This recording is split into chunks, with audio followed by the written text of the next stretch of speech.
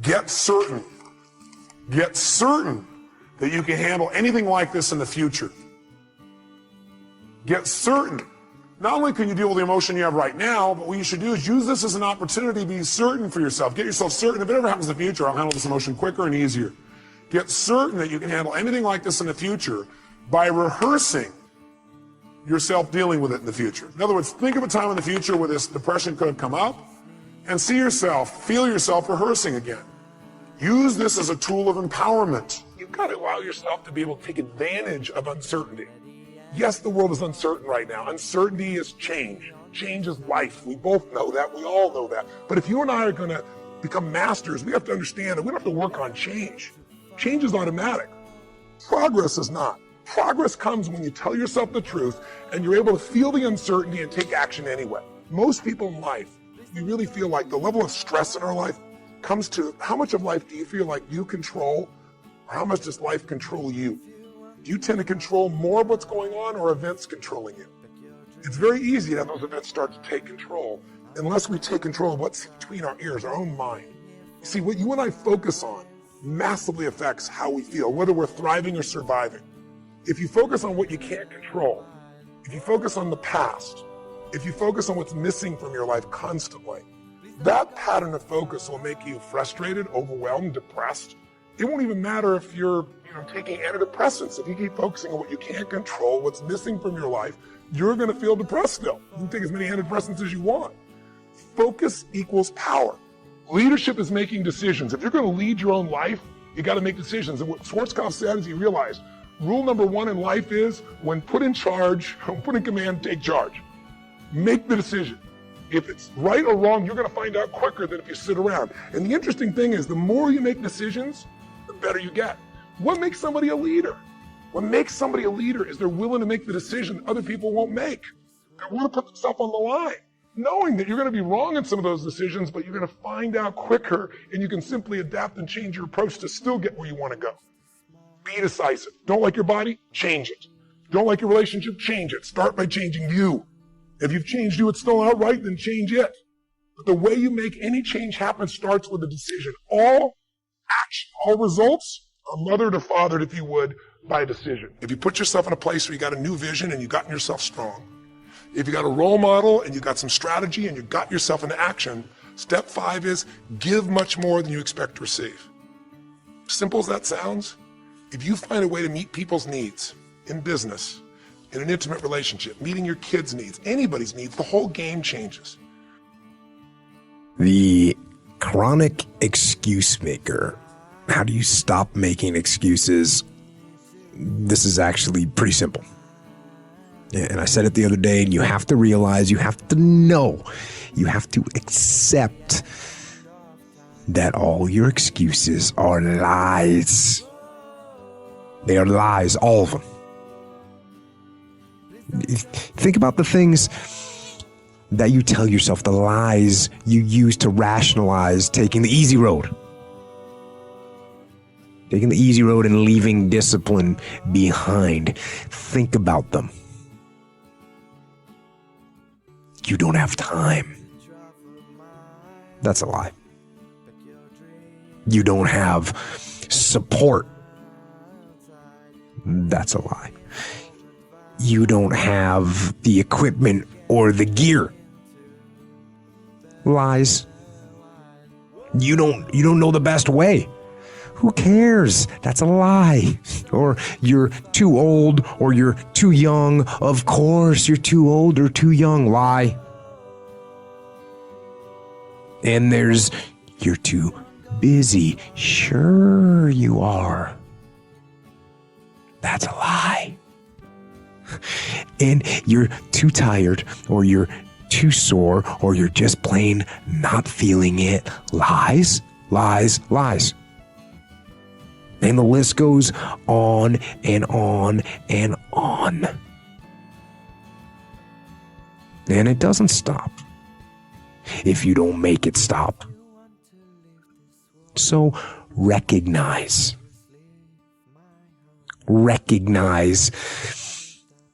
the excuses are not valid. They aren't. They're trumped up. They're conjured up. They're fabricated. They're lies. And how do you stop the lies? You stop the lies with the truth. The truth. The truth will set you free. The truth will stand, and the truth will deliver you from procrastination and laziness and the downward spiral that comes with a lack of discipline. So don't believe the lies, believe the truth. And the truth is, you have time. You have the skill, you have the knowledge and the support and the willpower and the discipline to get it done. So cast out the lies, burn them down, and listen to the truth, and live the truth, and go out and get it done. I used to be a big weightlifter, and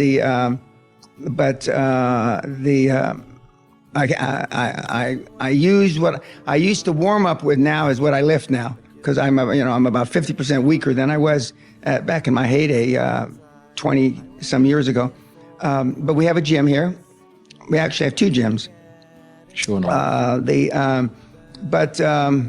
The kids today find reasons, or they find things to do to really procrastinate, to not take action. But you got to love, you got to have a passion for what you do. If you don't, it gets tired. Alistair Cook, the great presenter, BBC presenter, told me about, 35 years ago. Being a professional, being a high performance professional, is being able to do your very best when you don't feel like it. Mm-hmm. Okay, when you don't. Okay. And I've had days, not every day, do I want to speak when I'm at the universities, Oxford, University of Edinburgh, whatever, but they don't know it. Mm-hmm. As far as they are concerned, I look like, I was born for that night. Yeah. But I was taught high performance people don't leave anything on the stage. Yeah. In athletic endeavors, I never left anything on the field. In public speaking, I don't leave anything on the stage. I'm fully spent at the end of each day. Tell us about failure and why it's important to fail. I love it. Yeah, because you mentioned that you love it. I love it. I like micro failure. I hate macro failure. Like, death of your business is bad. But to me, you know what's funny?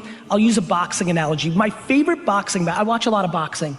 I think boxing is a very interesting, and I'm super into mixed martial arts, but I grew up on boxing. I understand it better.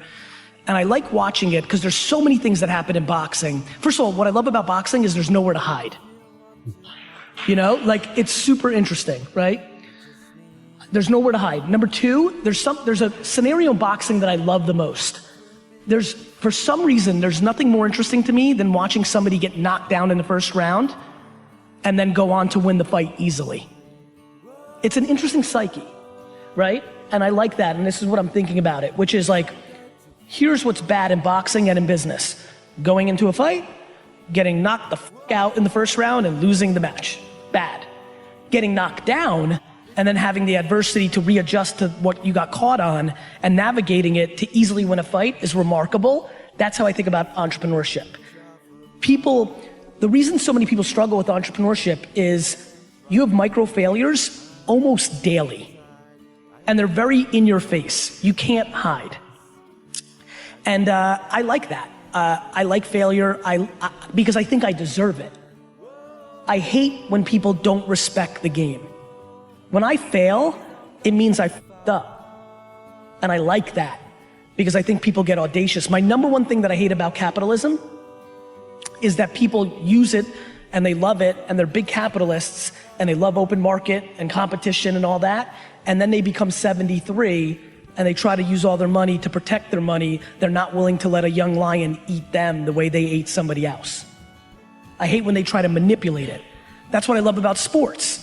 What I love about sports is when you're 36 and you were once the best player in the league, but now you're getting a little bit older and your body breaks down, you are forced to retire.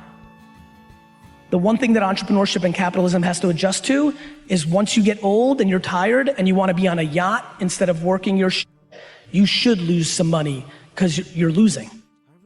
I love guilt. Guilt is a tool. Guilt is a weapon.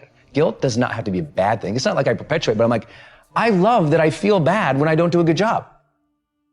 Most people hate that about themselves. I love that feeling. I'm like, I didn't do a good job there. Next time I will. So some people, guilt is discouragement. Other people, it's a signal for learning. To me, guilt is a signal for learning. It is the body and the brain, the spirit, knowing what is right, knowing what is wrong, knowing what's great, knowing what's mediocre. And it's saying, hey, do a little better. Now, if it's translated into a negative impulse, then some people call it guilt. But I'm totally cool with guilt. I think it's good that we feel bad when we do something that is below our standard or that's not right, because that impulse to go, I want to do that better.